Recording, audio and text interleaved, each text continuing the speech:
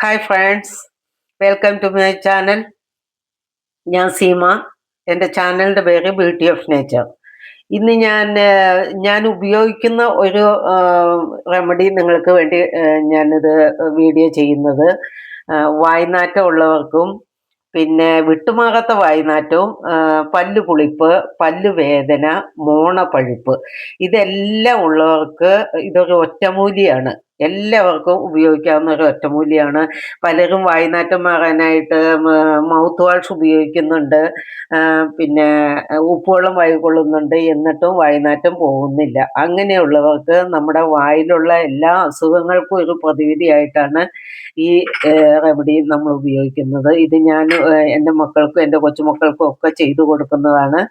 ഇത് ഞാൻ നിങ്ങൾക്ക് വേണ്ടിയിട്ട് ഇന്ന് പബ്ലിക്കായിട്ട് വീഡിയോ ചെയ്യുകയാണ്. അതിൽ മെയിൻ ഇൻഗ്രീഡിയൻറ്റ് കുടംപുളിയാണ്.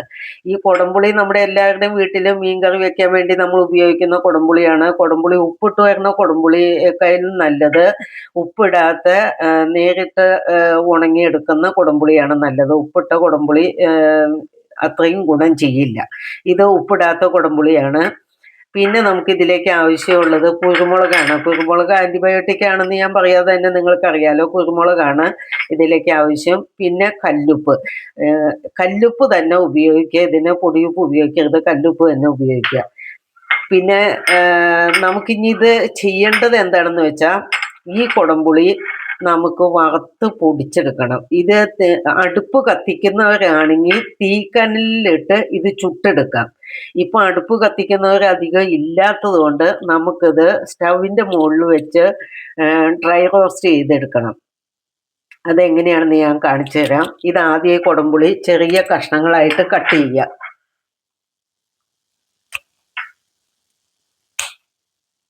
ഇത് വേഗം ഉണങ്ങി കിട്ടാൻ വേണ്ടിയിട്ടാണ് കട്ട് ചെയ്യുന്നത്. ഇത് ചെറിയ കഷ്ണങ്ങളാക്കിയിട്ട് ഈ കുടംപുളി മുഴുവൻ കട്ട് ചെയ്യുക. എത്ര വേണമെങ്കിൽ, എത്ര ക്വാണ്ടിറ്റി വേണമെങ്കിലും നമുക്ക് എടുക്കാൻ, കുഴപ്പമില്ല. ഇത് കുറേ കാലം നമുക്ക് വെച്ച് ഉപയോഗിക്കാനും പറ്റും. എല്ലാവർക്കും ഉപയോഗിക്കാം. കൊച്ചു കുട്ടികൾക്ക് വരെ പല്ല് തേക്കാൻ വേണ്ടി ഇത് കൊടുത്തു കഴിഞ്ഞാൽ അവർക്ക് വേറെ വായുടെ അകത്ത് വേറെ അസുഖങ്ങളോ ഒന്നും ഉണ്ടാവില്ല. മോണപ്പഴുപ്പോ പല്ലുവേദനയോ അങ്ങനെ ഒന്നും ഉണ്ടാവില്ല. ഇനി ഇത് കട്ട് ചെയ്തതാണ്. കട്ട് ചെയ്തു. ഇനി നമ്മൾ ചെയ്യേണ്ടത് ഇത് ഒരു പാനിലേക്ക് ആക്കുക. ഇനി സ്റ്റൗ കത്തിച്ച് ഒരു പാൻ അടുപ്പത്ത് വെച്ച് ആ പാൻ ചൂടാവുമ്പോൾ അതിലേക്ക് കുടംപുളി ഇട്ട് കൊടുക്കുക. ഇതിട്ട് നല്ല പോലെ ഡ്രൈ റോസ്റ്റ് ചെയ്യുക.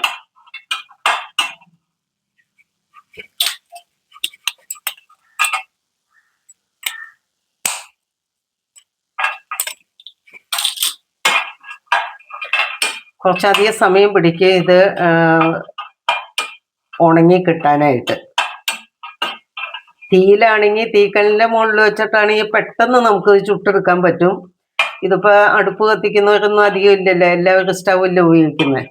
അപ്പം നമുക്ക് ചെയ്യാവുന്ന ഇതാണ്. ഒരു പാനിൽ ഇത് കഷ്ണങ്ങളാക്കി, ചെറിയ കഷ്ണങ്ങളാക്കുക. പെട്ടെന്ന് ഉണങ്ങി കിട്ടാൻ വേണ്ടിയിട്ടാണ് ചെറിയ കഷ്ണങ്ങളാക്കി ഒരു പാനിലിട്ടിട്ട് നല്ലപോലെ ഡ്രൈ റോസ്റ്റ് ചെയ്തെടുക്കുക. ഇത് ഏകദേശം ഡ്രൈ ആയിട്ടുണ്ട്. ഒരു 3/4 ഭാഗം ഡ്രൈ ആവുമ്പോൾ നമ്മൾ അതിലേക്ക് ഒരു ടീസ്പൂൺ കുരുമുളക് ഇട്ട് കൊടുക്കുക. ഒരു ടീസ്പൂൺ കുരുമുളകും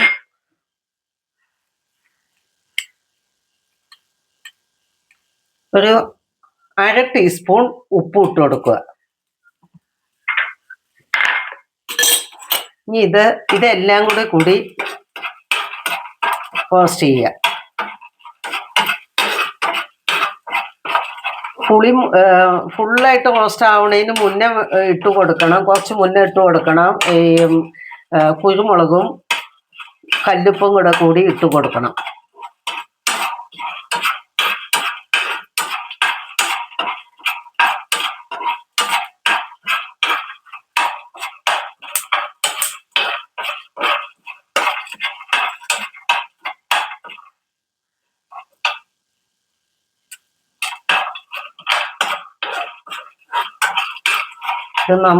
ഇത് മൂന്നും കൂടി നന്നായി റോസ്റ്റ് ചെയ്തെടുക്കുക.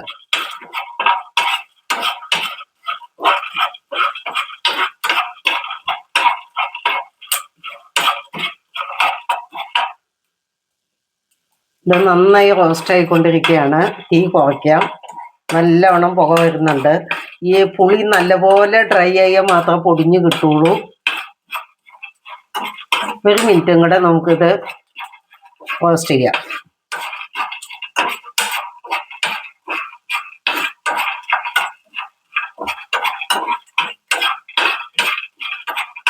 ഇപ്പം എല്ലാം നന്നായിട്ട് റോസ്റ്റ് ആയിട്ടുണ്ട്.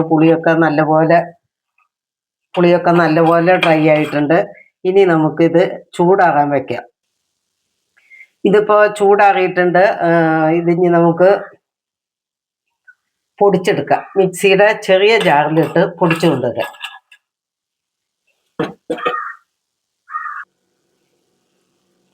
ഇത് മിക്സിയിലിട്ട് പൊടിച്ചെടുത്ത് ഇനി നമുക്കതൊരു പാത്രത്തിലേക്ക് മാറ്റാം. ഇത് നല്ല പോലെ തണുത്തതിന് ശേഷം അടുപ്പ് ടൈറ്റുള്ള ഒരു കുപ്പിയിലിട്ട് അടച്ചു വയ്ക്കുക.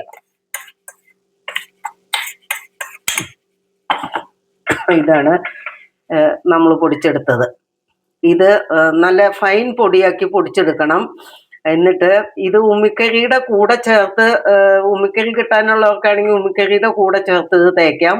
ഇല്ലാത്തവർക്ക് ഇത് മാത്രം ഉപയോഗിച്ച് തേച്ചാൽ, ഇത് ഒരു നുള്ളെടുത്തിട്ട് കാലത്തും വൈകിട്ട് കിടക്കാൻ പോകുന്നതിന് മുന്നം പല്ല് തേച്ചിട്ട് കിടന്ന വായുടെ അകത്തുള്ള ഒട്ടുമിക്ക അസുഖങ്ങളും മാറും. മോണപഴുപ്പ്, പല്ല് പുളിപ്പ്, അതുപോലെ പല്ലുവേദന, വായ്നാറ്റം, ഇതെല്ലാം മാറിക്കിട്ടും.